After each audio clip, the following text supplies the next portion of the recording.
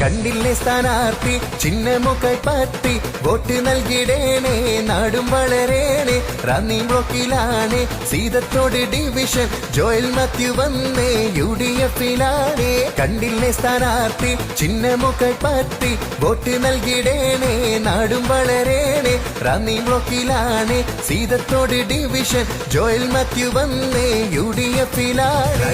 വോട്ടർമാരെ സീതത്തോ ഡിവിഷൻകാരെ കൈപ്പത്തി ചിഹ്നത്തിൽ വോട്ടേകിടാം വികസന മുരടിപ്പ് നാട്ടിൽ നിർപാടെ മാറ്റാൻ ജോയൽ മാത്യു തന്നെ വിജയിക്കണം നാടാകെ തൊള്ള പറഞ്ഞു നടക്കണ കൂട്ടർക്കൊന്നും ഇക്കുറി കുപ്പായം തുന്നിവച്ച് നടന്നിടേണ്ട